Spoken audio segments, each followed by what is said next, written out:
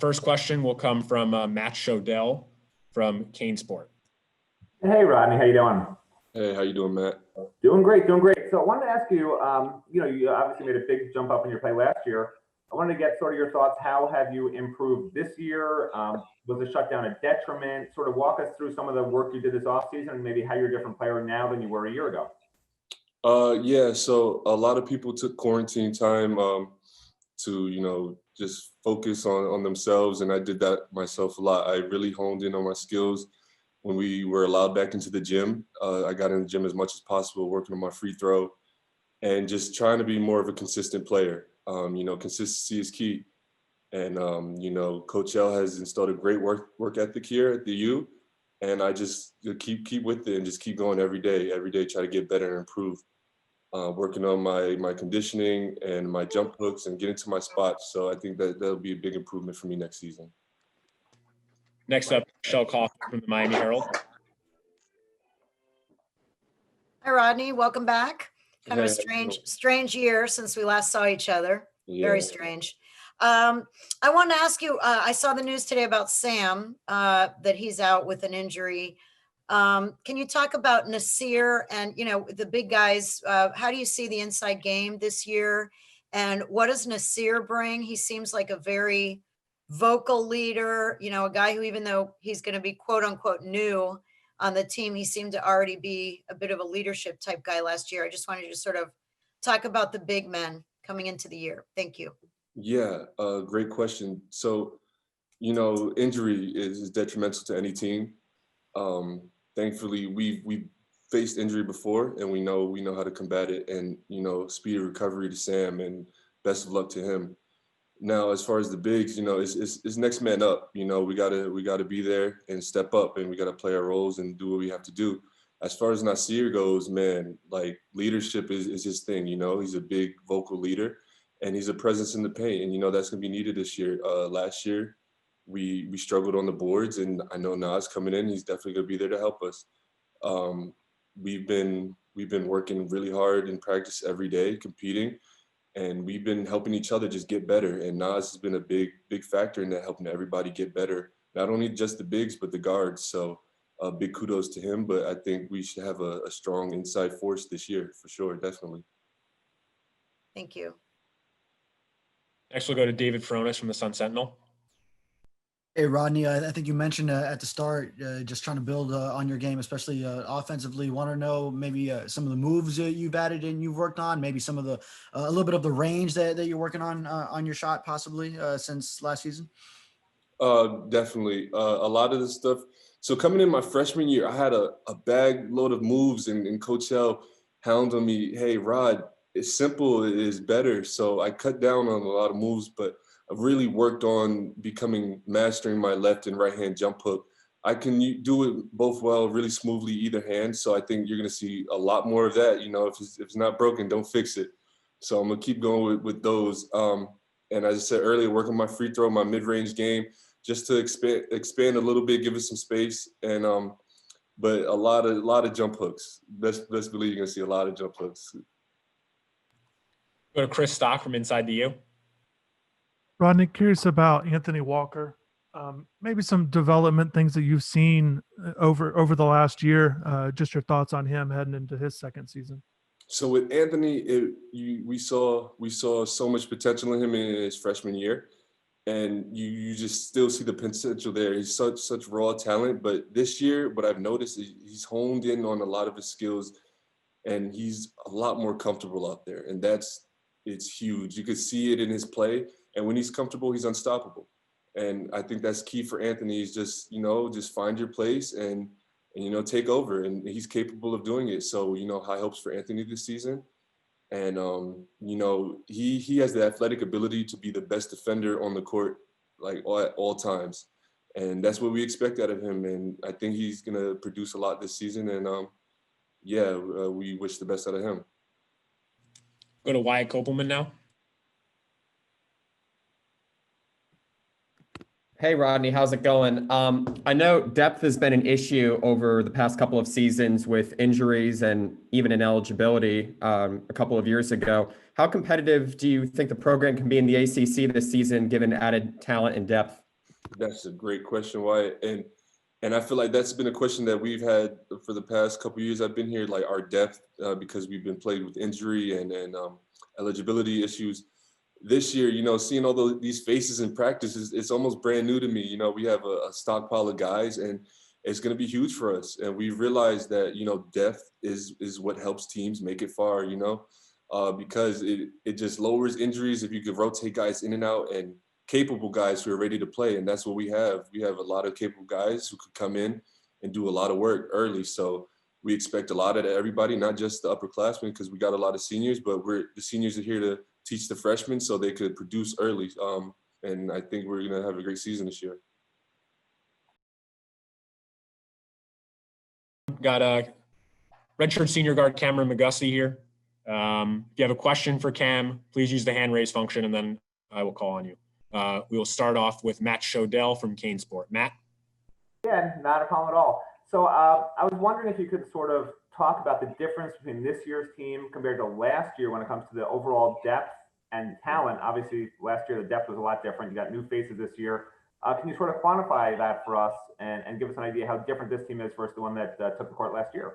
Yeah, it definitely gives us, a lot more diversity to do more things. I feel like we're a lot more athletic this year. Obviously, the bodies helps, so we can sub more guys in and out, and we can actually get full practices now. We don't have to, condense practices or cut out certain drills or anything like that or modify it, because we have everybody, so we can get a real game-like look. So I think, that's the biggest thing that's changed. But at the end of the day, that's going to help us get better. And it's helping us get better and pushing each other every day. So it's very fun too. We'll go to Chris Stock now from Inside the U. Cam, your impressions of Earl Timberlake and Matt Cross, since you've seen them, and your thoughts on them. And then also too, I know the coaches are really wanting you to, improve your defense. Just curious how that process has been and maybe your mindset with that heading into this season. Yeah, Matt and Earl, two very talented freshmen.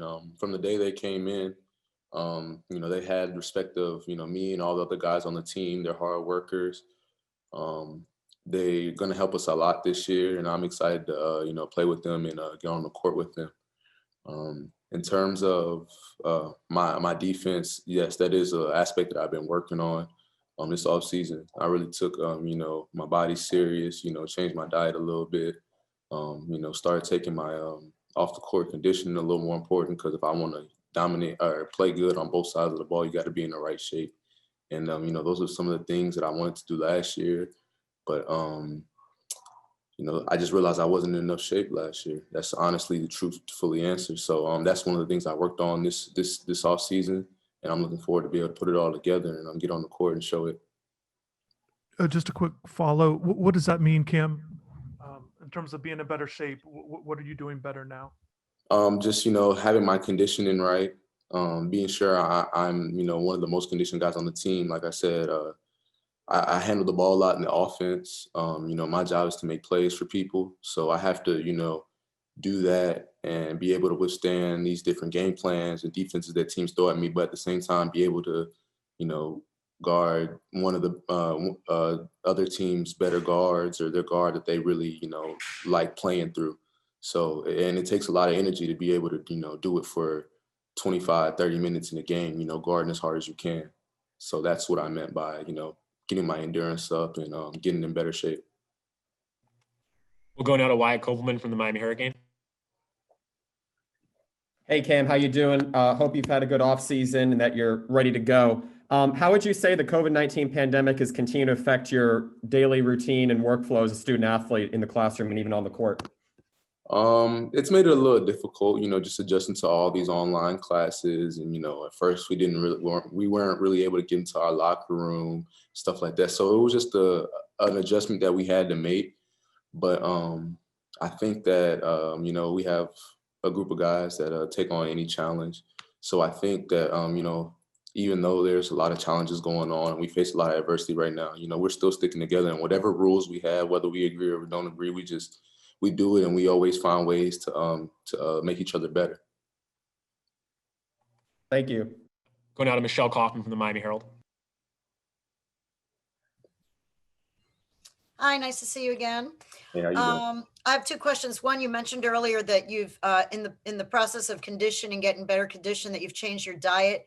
Can you give us just some details, like, what are some things you've had to give up that have been tough, and what kinds of things are you eating now and not eating that is different from last year? And then the other question I have is, could you talk about Nasir Brooks and what he brings? Everyone keeps talking about his leadership. Can you describe what fans are going to see from him this year and how he helps your team? Thank you. I'll start with the Nasir question. Nasir he's one of those guys on the team that every good team has, just that one guy that brings energy every day, that's always trying to help out, that's always doing what's best for the team. He's just, and also he's also been in college playing for three years, so he has that experience as well. So those are all the qualities that we need, and we kind of need a guy like that, someone to mesh us together, keep us together. He's always going. He's our energizer. So it's definitely a blessing to have him on the team. And in terms of my diet, just, kind of cutting back on all the sugar, not really drinking juices and sodas and stuff like that, sticking more to water and just putting the right stuff in my body, stuff that gives me energy, as well as taking my vitamins. Just, all the little things that you would, forget about when you're in college that can really help you. And, it really does help, it gives you more energy when you're eating healthy and putting the right stuff in your body, and it makes you feel good. So I'm glad that I made that change with my body, and I'm anxious to show it and get out on the court. Has your body changed physically? Like, have you lost weight? Have you gained muscle? Does your body feel different? Yeah, my body fat has gone down. I went from the last time I did my body fat measurement, I was at 12 and I brought it down to 8. I lost a little weight. I'm at like 185 now, but it's a lot more like muscle opposed to, it's mostly muscle is what I mean to say. And on top of that, just being in better shape. So I just feel like my body just feels better. Thank you. We'll go now to David Fronis from the Sun Sentinel. David. Hey, Cam, while you guys do have an assortment of veterans and also younger players, you guys really are a senior-laden team, you being one of them. Is that something that you guys really take pride in this year, especially with so many other ACC programs, always bringing in the star freshmen, maybe the one-and-done types that, for you guys to go in and play like some men amongst boys? Yeah, it's definitely an advantage, and we take it and we embrace that advantage, different conferences, not only in different conferences, but that have played a long time in college. So it's always good to have that experience, just because, anytime there's a situation in the game, you look at your 5 guys and 4 of them have been there before, 3 of them have been there before. So it's a lot easier, and there's not as much nerve and pressure, when you're in the game and you're in a certain situation. We've been there and we've done that. We've overcome that before. And that's kind of the mindset that we have coming into the season, just using our experience and our leadership to keep each other together and make as far as push as we can. Go now to Isabella Didio from the Miami Hurricane. Isabella. Hi, Cam. My question's not entirely basketball related. It's about the Miami Hurricanes Instagram post with the football players wearing the Black Lives Matter shirts. And I saw you reposted on your Instagram story about the comments, which were pretty hateful, I would say. I'm just wondering, what was your reaction when you saw that? You and your teammates, how does that make you feel? It's very upsetting to see that when, those are the people that you play for, and those are the people that support you, day in and night out. But everybody's entitled to their own opinion. It hurts us as a team to see that, but I guess that's the world we live in, and it is what it is. I don't want to speak too much on it. I apologize. Thank you. All right, we've got redshirt senior center Nasir Brooks here.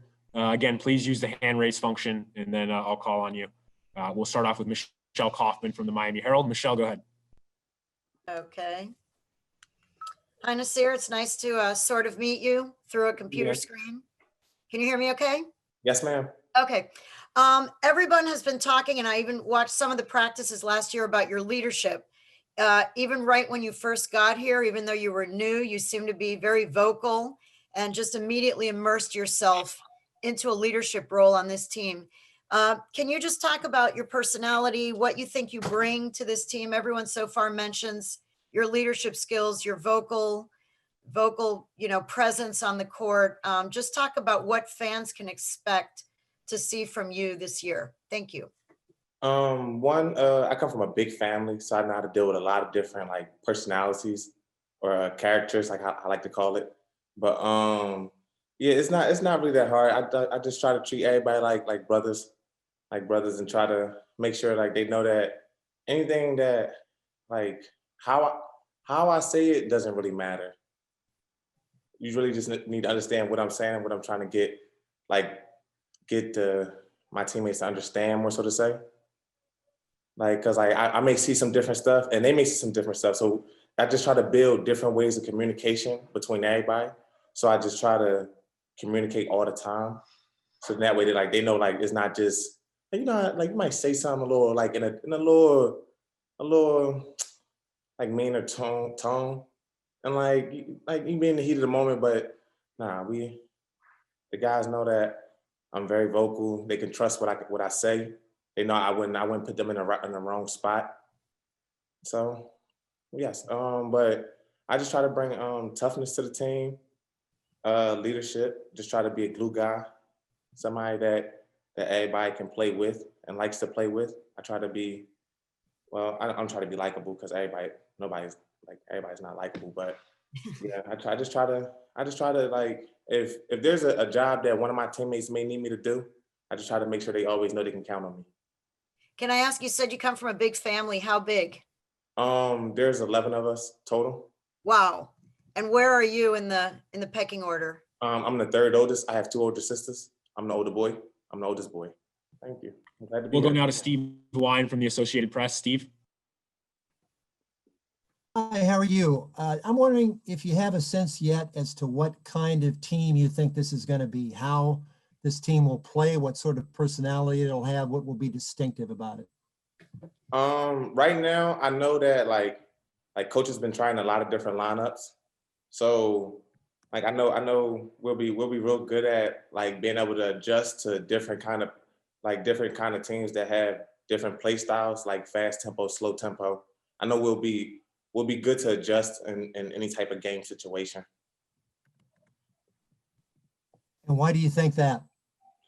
Just with the players that we have, the young freshmen coming in, and some of the older players that still will be here, we'll be able to play switch 1 through 5 if we needed to, or we go a little small if we needed to, go big if we need to. So I just think that we'll be very versatile.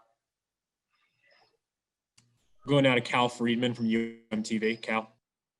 How you doing, Nasir? How you doing? So in your last season at Cincinnati, you were one of the top shot blockers in the American. Now you're in the ACC. How do you expect to transition into this harder level of competition? One, I know a lot more people at this level will intend to try me. So I'm just trying to focus on just going vertical, and because I know a lot of people aren't going through me like to finish like that. But there will be a lot of people that have athletic abilities. So I'm just waiting for them to come see. Like I plan on trying to get defensive player in this conference, defensive player of the year. So yeah. Thank you.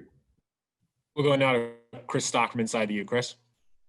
So you're kind of going back to what you're saying about this team. You've been on NCAA tournament teams. What do you think it's going to take for this team to reach that level? What's kind of some things that will be important to get there? Everyone playing a role and putting the team's priorities first.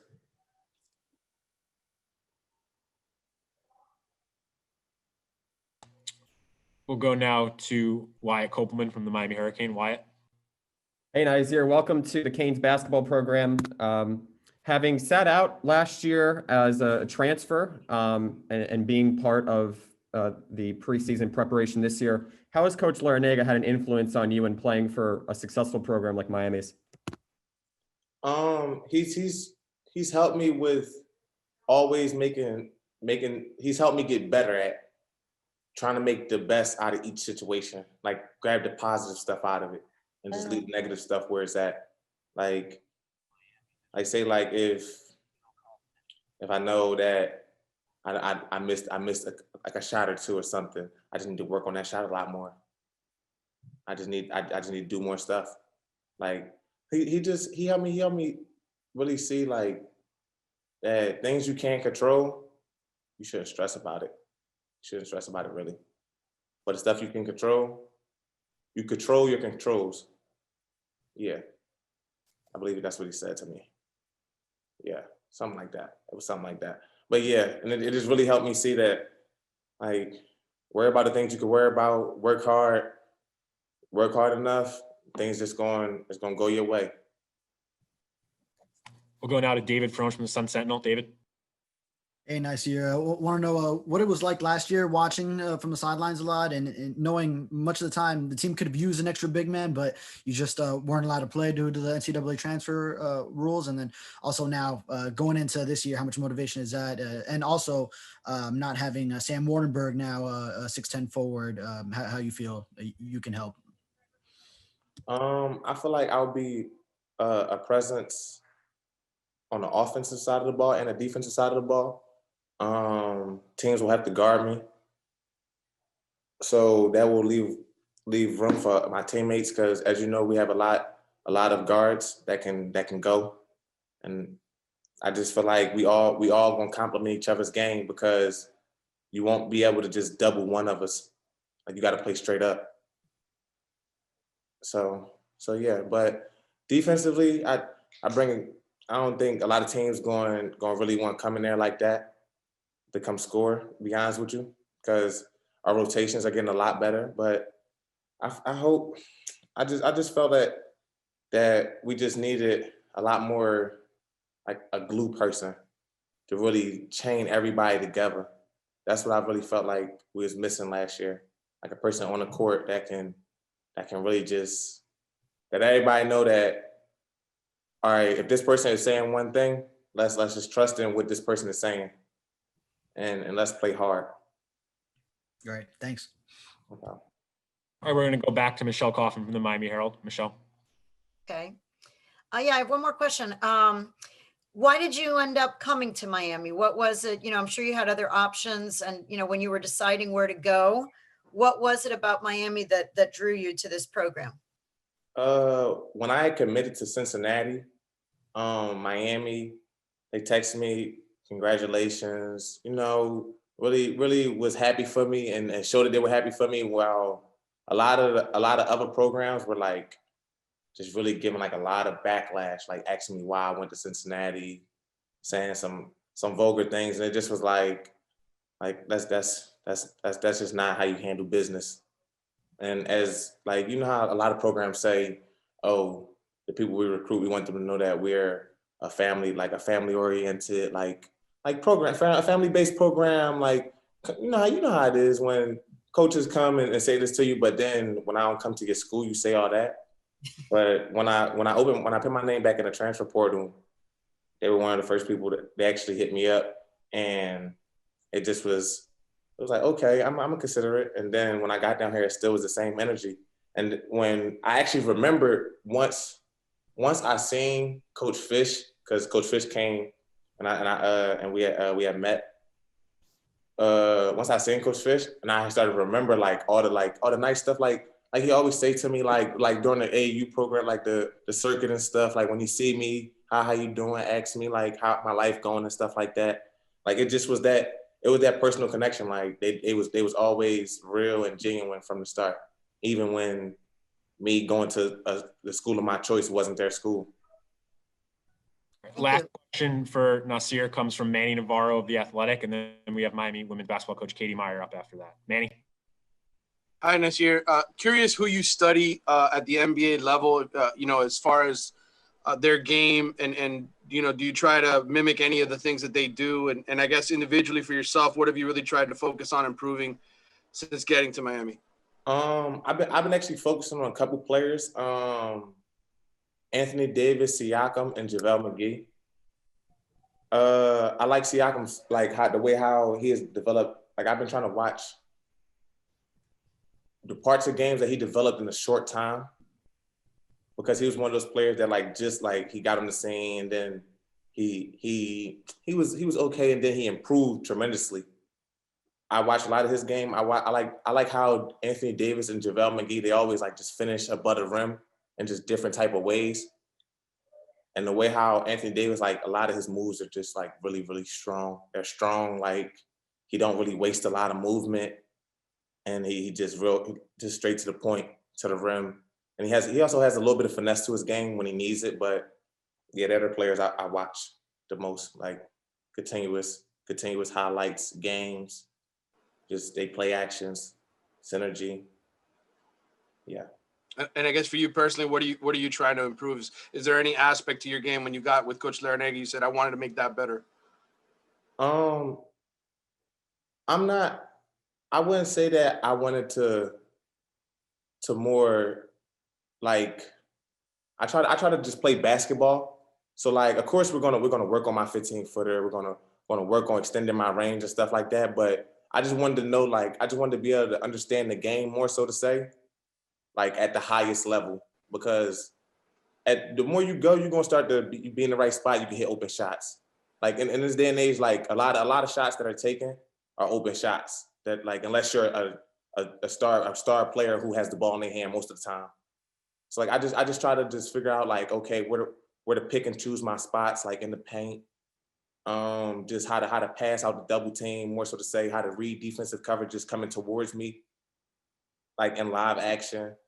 I have been trying to improve my 15 feet out game, just like to be able to not just be confined to the block and give like, so I won't be in the way of my teammates, more so to say, because like I said, we have a lot of players that can go off the bounce. So just to get them space and to learn how to just find my spots when they moving and learn how to just basically circle them and always be an extra pass for them.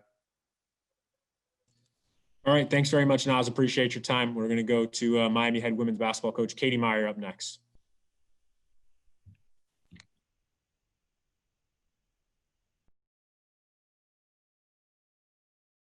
And we are going to start with a question from Wyatt Kopelman. Go ahead, Wyatt. Hey, Coach Meier. Hope you're doing well despite the global pandemic we faced. My question, having coached UM's women's basketball program for 15 seasons now, how do you reflect on your tenure thus far, and what other goals do you look to achieve? Well, you know, I'm satisfied with the body of work. I think that we need to break through, you know, the second weekend, third weekend in March. That's obviously something that we're trying to do. But overall, I think it's, you know, I think the 100% graduation rate and 10 straight postseasons is pretty impressive. And more so the graduation rate. Like everyone who's ever played for me that spent 4 years has graduated and never had an ineligible player. So, you know, the culture is good. Next, we're going to go to Michelle Kaufman. Go ahead, Michelle. Hi, Katie. Hi. How are you? I'm lovely. Getting by. Right. I had a question for you. You have a lot. You always have a couple international players, but you really have a lot. Yeah. You have a whole. It's kind of like the UN right now. Can you talk about how does that help your team? What do you like about the international players? What do they bring? And can you tell us about some of these players that are on your team this year? It's funny because, you know, there are some programs that just commit to recruiting internationally and they get all the scouting services and they do it that way. We really have a relationship connection to all. Once you have internationals and when they have a good experience, when they have a good time playing, like even Stephanie Ederstrom from Sweden. I heard about Stephanie from someone who played for Fern that was Swedish. And then I went and got Stephanie, and then you know, Stephanie's great time and everything. Now you have MJ from Sweden. So there's connections because of the experience. Also, I think that the size of our class it really helps. International people get a little bit intimidated at a class of 500. That's not the experience they're looking for. So the private university feel really helps. And then this year, even like we have 2 players from France, well, we wouldn't know about Naomi if it weren't for Kenza. And so those are kind of the situations they've played together and are really good friends. So it's worked out for us. A lot of times I think we have a very athletic style, and we've been able to use the international players in positions of the vision and the passing and the time per touch. And they really keep us playing fast. So that's really helped. And I've really fallen in love with that combination, that mix of talent. Can I ask one more follow-up question? Sure. You have a lot of seniors. You have a team with a lot of experience. You talk about, wanting to break in, in March. That's obviously the big goal. Can you talk about your senior leaders on this team and how much that's going to help you this year? Yeah, it's really because Beatrice didn't play much. I mean, she played 2 ACC regular season games. I mean, she didn't play many.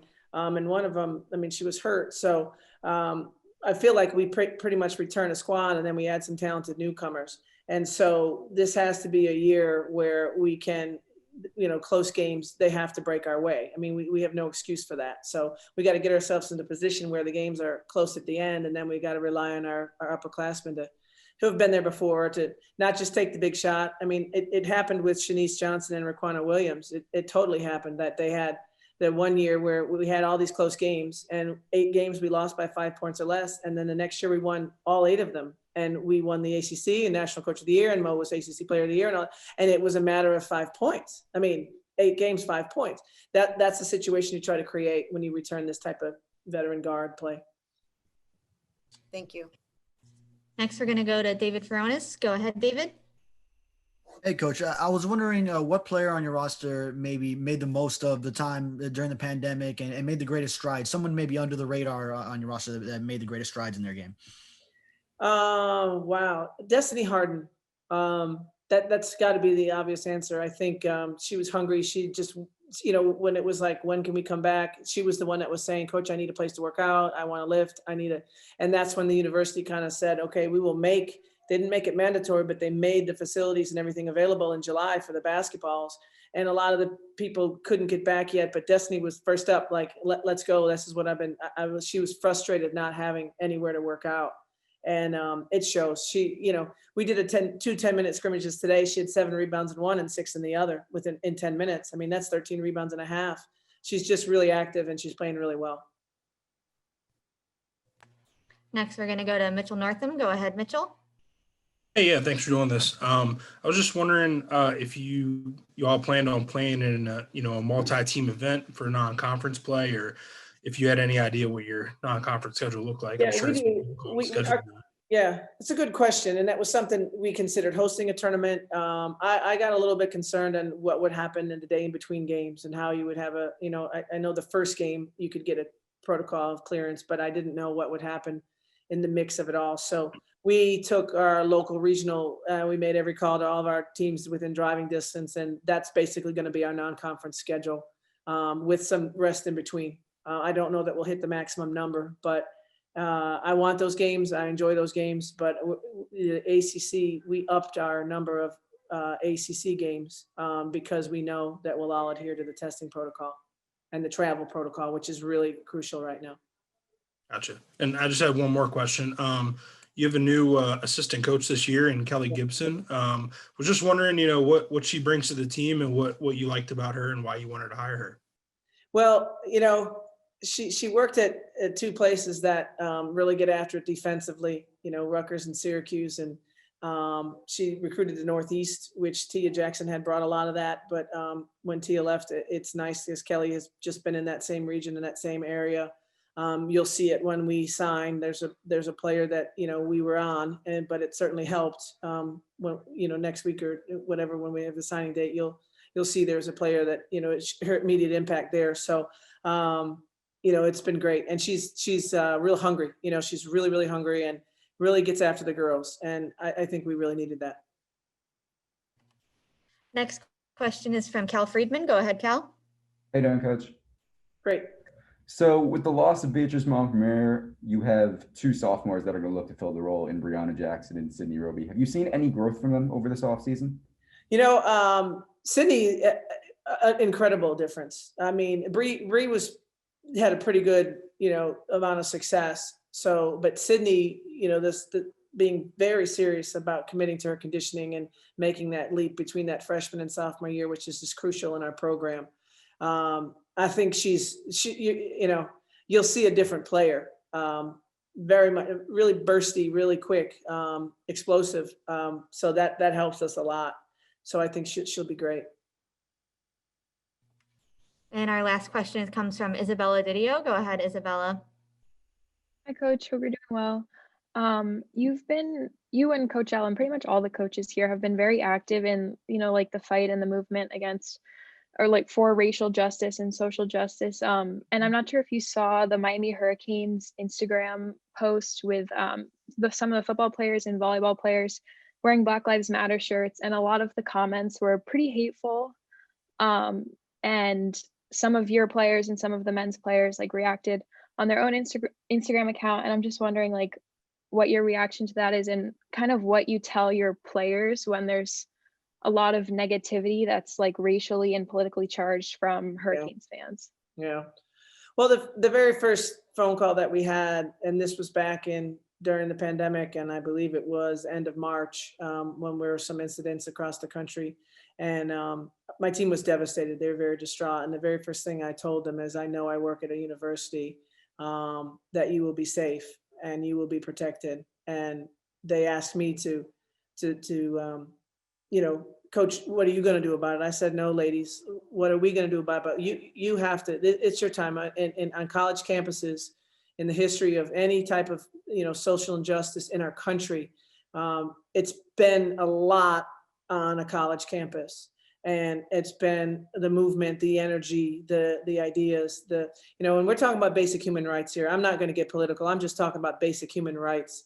And, we are pro human rights at this university, and there's nothing else to it. And my players know that, and they know that they're supported. So people can say what they want, but I love my players, and I love that I'm at a university that absolutely would protect them.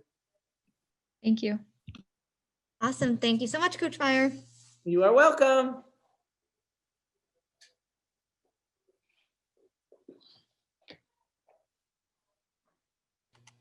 All right, everyone, we've got Miami head basketball coach Jim Larrañaga joining us now. As a reminder, if you have a question for Coach L, just use the hand raise function and I'll call on you. We'll start with Matt Shodell from Canesport. Matt, if you could also confirm you see Coach L, just to be safe. Hey, Jim, I see you're wearing a really nice white jacket. So yeah, we can definitely see you. Okay, good. So I had a question. Sorry to hear about Sam, of course. I was hoping you could sort of fill us in on maybe the guys battling to pick up those minutes. Who has to step up now with him and his versatility out? Well, let's begin with Sam. He was our most experienced front court player, our leading rebounder from last season. He was practicing extremely well. And we're going to dramatically miss his defense, his rebounding, his experience, and just his overall demeanor on the court. He was someone that did a lot of different things for us. Prior to his injury, it was really a battle between Sam, Anthony Walker, Matt Cross, and Deng Gak for the starting power forward position. And Sam, with his experience, was in front. But I'm pleased with the way Anthony was practicing, the way Matt has practiced, and what he brings to the table. And it's very nice having Deng Gak back, because Deng can play both the 4 and the 5. We'll go now to David Fronis from the Sun Sentinel. David. Hey, Coach, I was wondering, out of the backcourt, a loaded backcourt that you have, who kind of took the biggest leap this offseason? Is it a Wong? Is it just who made the greatest strides this offseason? Well, I'm very pleased with all of them. Let's begin with Chris Lykes. He's playing the best basketball in practice. Now, will it convert to games? I sure hope so. I really hope so, because he's had a great summer and fall. and that was after knee surgery. So he came back very, very strong. He rehabbed the knee, got himself in great shape. He's playing very, very well. Isaiah Wong last year weighed about 162 pounds. He now weighs 182. He is considerably bigger and stronger. Our strength coach, Phil Bear, has done a great job with his body, and he's practicing very well. He's played both the 1 and 2, and he's playing both positions, I think, with a great deal of confidence. And he's shooting the 3 with a lot of confidence, and I would say significantly improved from last year in that category.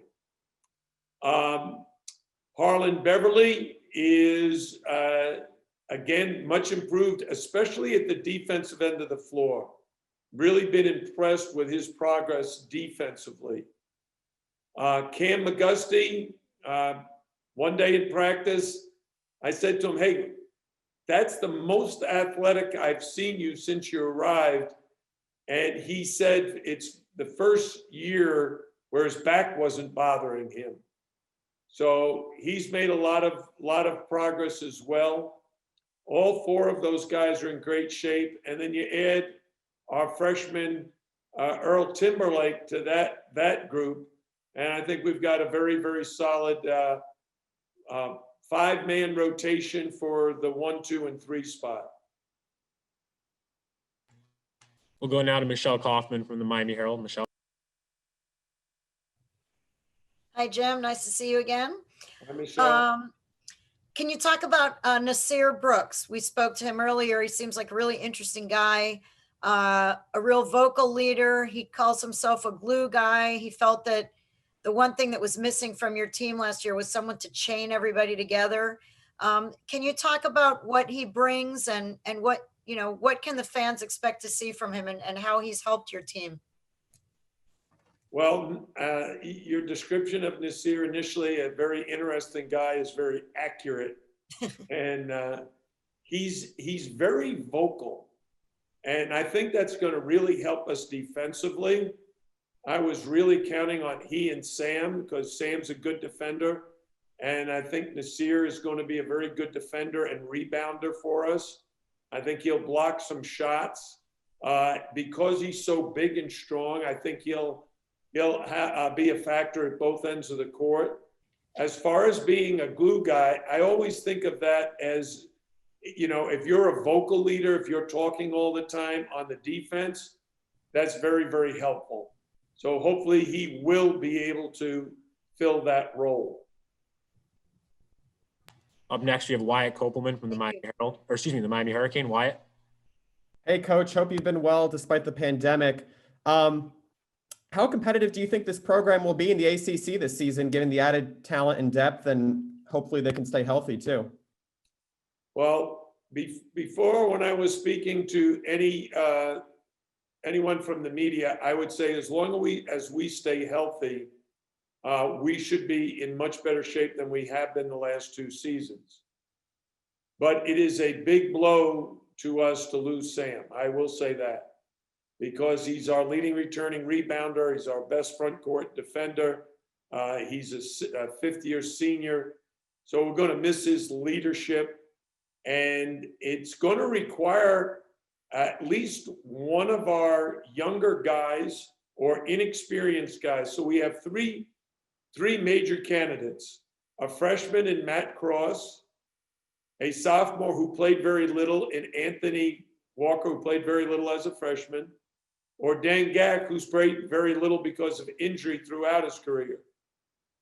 One of those 3 or all of those 3 are going to have to step up to fill the role that Sam would have played.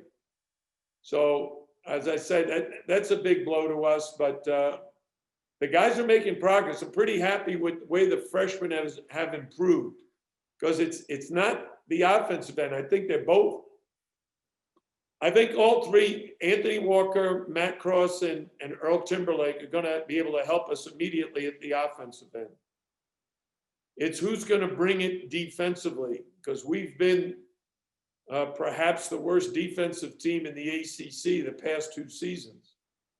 And some of it has to do with our lack of depth. Some of it just has to do with not quite as big and talented as we've been in my previous 7 seasons. We'll go now to Steve Wine from the Associated Press. Steve. Hi, Jim. So how optimistic are you that the defense will be appreciably better? I like your hat, Steve. Thank you. Read it. I would have said 3 days ago it's going to be appreciably better when you've got a starting 4-man who's in his 5th year and your best returning defender, and you have Nasir Brooks, the defensive player of the year in the American Conference, at your 4-5 position. And then you got a guy like Rodney Miller, who's now in his 5th year, rotating in at those spots.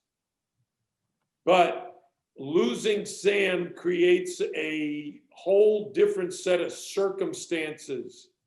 You know, who starts in that position, and whoever starts, as we go from a guy who was a 3-year starter to a guy who's never started. That's not the same. And it impacts you more defensively than offensively. So we'll actually have to look at the possibility of playing small ball and going, because our guards are our most talented offensive players. We may need to play someone like an Earl Timberlake and go small. And on a different subject, what is the most difficult challenge from your perspective in navigating the pandemic? I'm very, very proud of our guys for the way they've handled it so far, but we've almost been in our own bubble. Now, our practice facility has been limited to our players, our coaches, and a couple of managers, and that's it. And they've all been tested. At one time, it was once a week. Now it's twice a week. So as long as we're smart about who we interact with when we're not at practice, I think we can stay safe. But when you're dealing with teenagers, young adults who already have been basically quarantined since last March, you got guys maybe with COVID fatigue. And will they, go out and interact with people? I've lost a friend to COVID. I've lost a former player to COVID, and I have a relative with COVID. It's a very dangerous virus. Our players have been very, very smart in dealing with it so far, but you can't let up your guard, especially with there being more and more cases diagnosed each day. And instead of this going away, it's getting worse. And we want to keep ourselves safe so we can really have a basketball season. But as you see around the country, it's great that our football team has not missed a game, but there have been other teams in the ACC who've had to postpone games or cancel games. So we need to be very, very diligent and be on our toes throughout this entire school year. We'll go now to Cal Friedman from UMTV. Cal. Coach, I wanted to ask about Earl Timberlake. He's ranked as the 5th best recruit in program history. Do you plan on easing him into the rotation when the season starts, or do you expect big things from him from game one? Well, easing him into the rotation is really not on my mind right now. Earl has practiced very hard and very well. He's a tremendous competitor. He brings an entirely different set of athletic skills and basketball skills. He's more physically ready than most freshmen. He's more like a Bruce Brown in a sense that he's 6'5", he's strong, he's athletic, he can handle. He's not, very much like Bruce, he's not your classic three-point shooter. He can make threes like Bruce did, but he's more of a tough, hard-nosed guy going to the basket. Whether Earl starts or comes in off the bench, he's going to be a major contributor from day one. We'll go now to Chris Stock from Inside the U. Chris. Talking about with Earl, you mentioned maybe a possibility that you could use him at the 4. What kind of skill set or what kind of team do you expect that, or what do you think that will look like, or have you been able to get him in there just for looks? And then also the overall athleticism of your team, speaking with Earl and Harlan, you talk about Walker and Gak, just and Nasir, just the overall athleticism of your team, your thoughts on that. Well, let's talk specifically about Earl. One of the things he brings to the table, even though he's only about 6'5", is he's been rebounding the ball very well at both ends. And losing our best rebounder in Sam Wardenberg, all of a sudden the coaching staff is very, very focused on who do we play, who can play that position and get us, give us the best chance of defending and rebounding at that position. Is it someone like Dengak, who's 6'11"? Is it someone like Anthony Walker, who's 6'8", but very athletic? Is it Matt Cross at 6'7"? Or is it Earl, who, even though he's only 6'5", we keep stats in practice, and he's one of our leading rebounders in practice. And he's also someone defensively that would allow us to switch 1 through 4.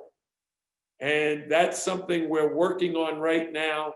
And we're hoping that would improve our defense versus ball screens.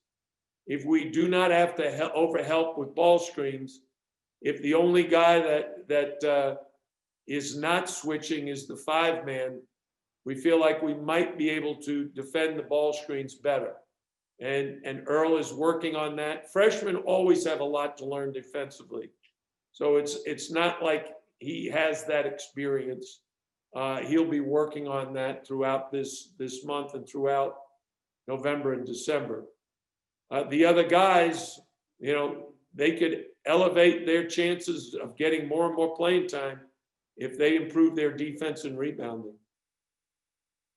Last question for Coach L comes from John Akers from Basketball Times. John. Hey, Coach, how you doing? You got a lot of seniors, a lot of fifth-year guys. The NCAA is giving out extra years to players. Is it realistic to think you might get some of these guys back, or is that not realistic at the level you're at?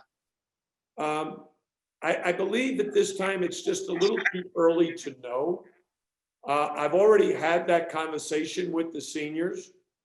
Every one of them, I'm guessing, but I would anticipate every one of them will be able to play professionally at some level after college, whether it's in the NBA, the G League, Europe, or like a Sam Wardenberg going back to his home country of New Zealand. So each of them will have a decision to make, but it's way too early to discuss it seriously. The next time I really address this will probably be after the season is over, when they can reflect on what kind of senior year they had, how many guys really are seriously thinking about coming back, and what kind of team we could have for next year. All right, thank you, Coach L. Up next, we'll have Nikia Gray from the women's basketball team. We'll have 3 women's basketball players, as well as Chris Lykes from the men's team still to go. Thanks, everybody.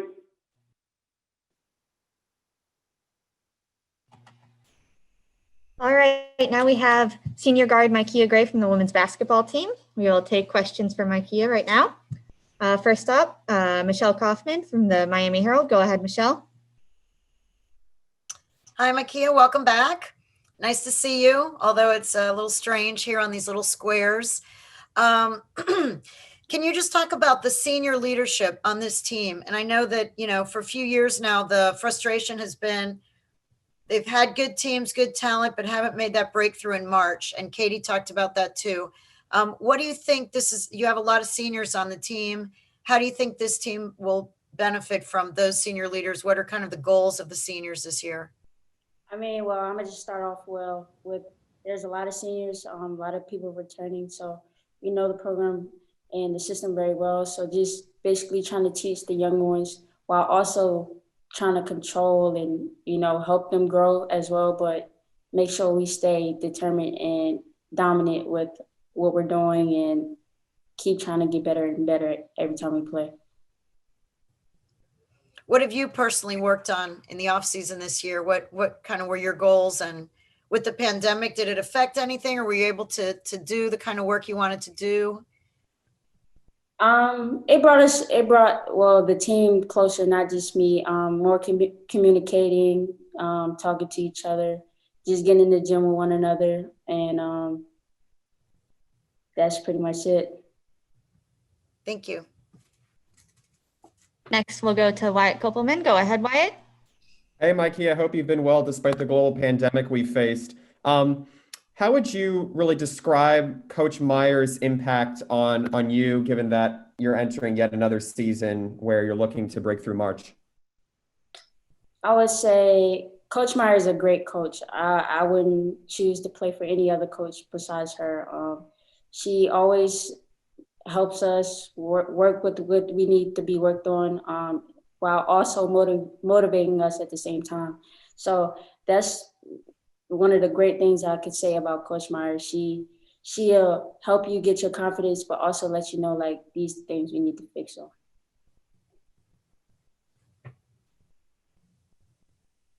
All right, next up is Cal Friedman. Go ahead, Cal. How you doing, Nikia? Hey.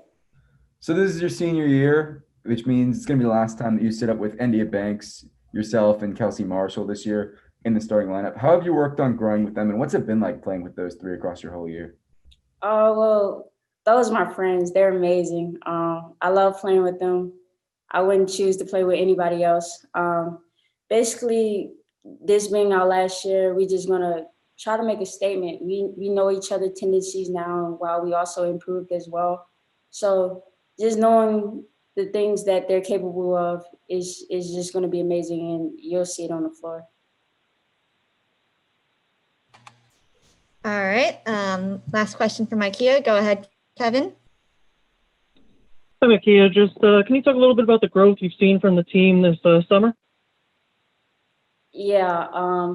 Well, it's a lot of changes due to COVID, so we had to adopt with smaller groups.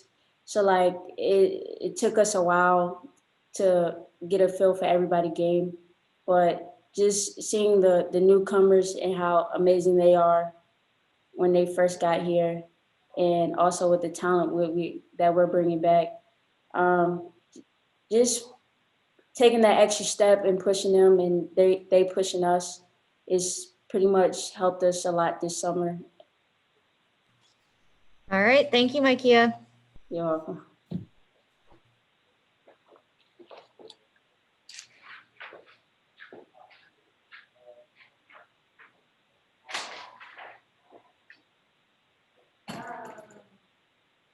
All right. Now we have redshirt junior Destiny Harden. She is available for questions.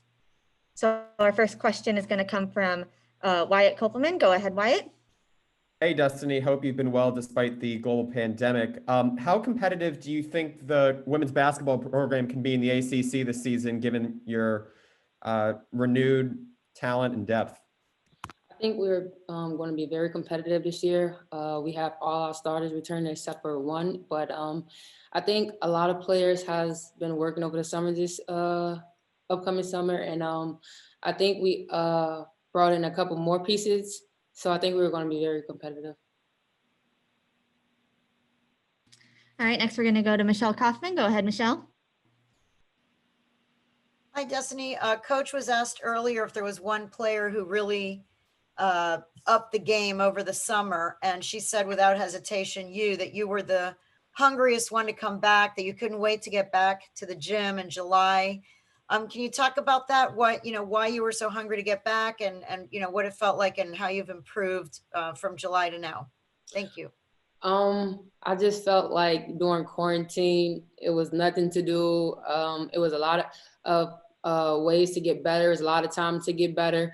And as soon as we came back as a team, I felt like I should just transition over and keep that hungriness and just keep on pushing myself, knowing that I'm an upcoming redshirt junior. And I know that I may be playing a big role in this season. I know that I have to come in and be competitive and just stay hungry throughout the whole entire season.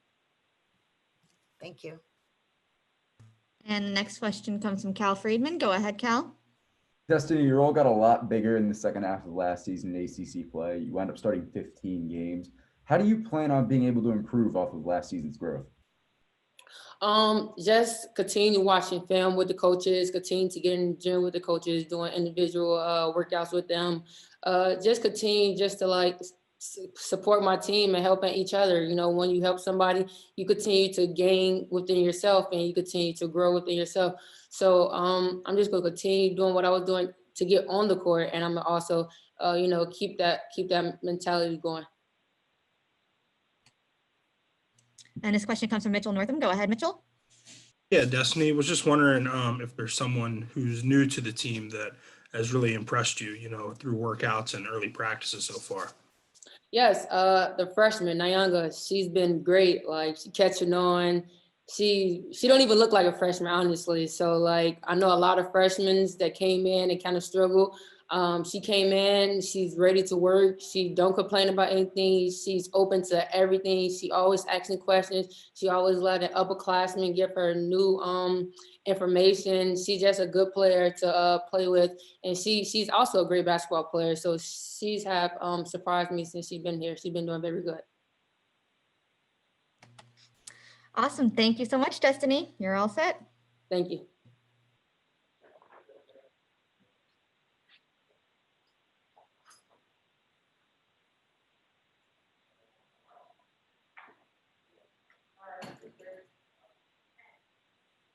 Okay, we got senior guard Chris Lykes here. Again, if you want to ask a question for Chris, just use the hand raise function, and then I will call on you. We'll start with Michelle Kaufman from the Miami Herald. Michelle.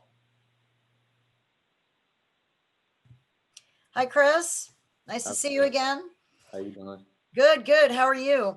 I'm good. I have two questions. One is just sort of a general, you know, you've been around now for quite a while. So first question is, how does this team look to you in general compared to last year's team and, you know, the other year before? What should we expect from this team? And then I wanted to ask you about Nasir Brooks. We spoke to him earlier. Seems like a very interesting, different kind of leader on your team. Everyone talks about him being vocal, and he said he wants to be the glue, the chain that keeps everybody together. So first, if you could just talk about the team and then talk about Nasir, try to describe him to those of us that don't know him yet. Thank you. I think the closest comparison I can give for this team is my freshman year.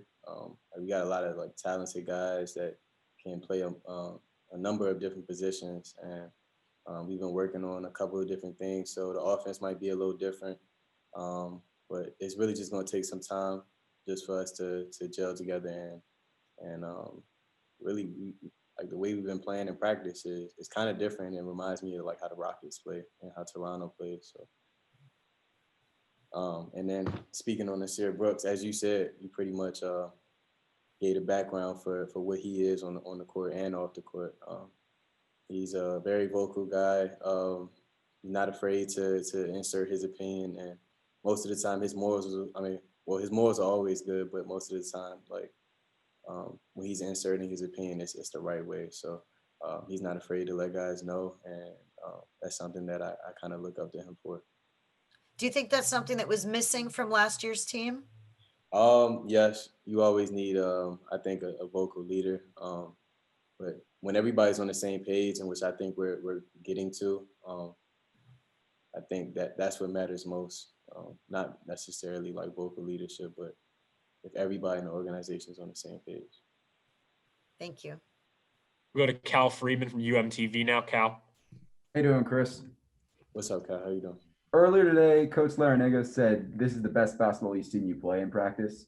And this is your senior year. You know, this is your last shot here at the University of Miami. What are you planning on doing to make sure you stand out this year? What was that last part? What are you trying to do to make sure you stand out this season? I'm not necessarily trying to stand out. I'm trying to win as many games as I can. Yes, I felt like I've had a solid career here at UM, but I think careers are always defined by winning. And unfortunately, I haven't won much here. So if that's standing out, then I'm gonna do what it takes to stand out. But like, that's in tune with winning. I'm really just trying to win as many games as possible, and that's how I'm gonna end my career.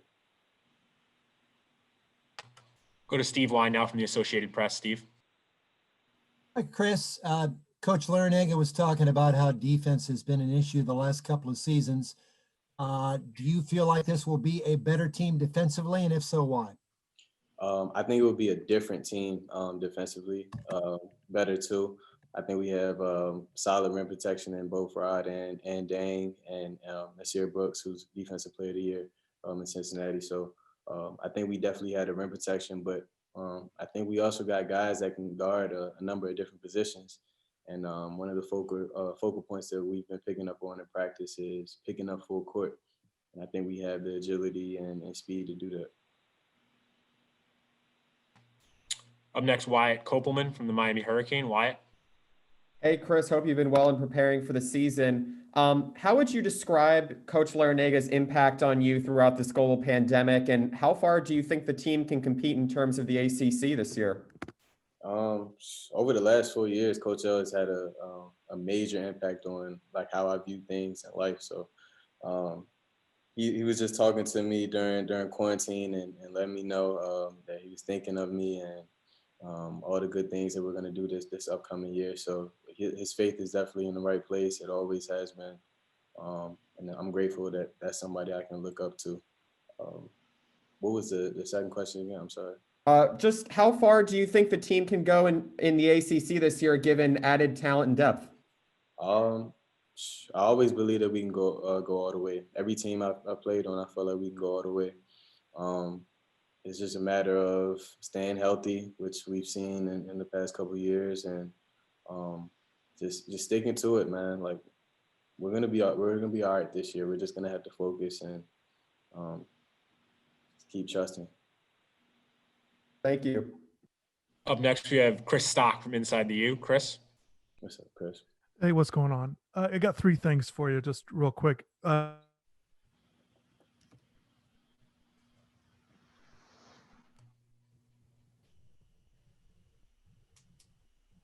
Chris, I think your mic cut out. My mic. Chris, do you hear Chris Stock? No, I don't hear him. I'm back. Is it okay now? Yeah, I hear you. Okay, just three things, Chris. Your knee injury, just how are you doing with your knee? Also, you had a good relationship with DJ, just your relationship with Isaiah and Harden, how that's been going, developing that even more. And then the third thing, Washington, D.C., being from that area, there's guys coming through this program from that area. Just your thoughts on maybe the impact you've made and why guys are intrigued to this program from there.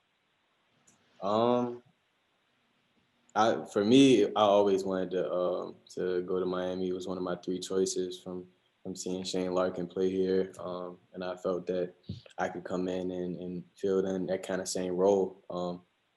But I guess like once you go somewhere and maybe like other kids that see you are having success, like that's what kind of starts that bridge between maybe DC and Miami. So I think that's where it came from. I'm glad Earl's here. Definitely another like to have another guy from your area. It's cool. So what was the second question? I'm sorry. How's your knee doing? And then also the relationship between you, Isaiah, and Harlan, how that's been going.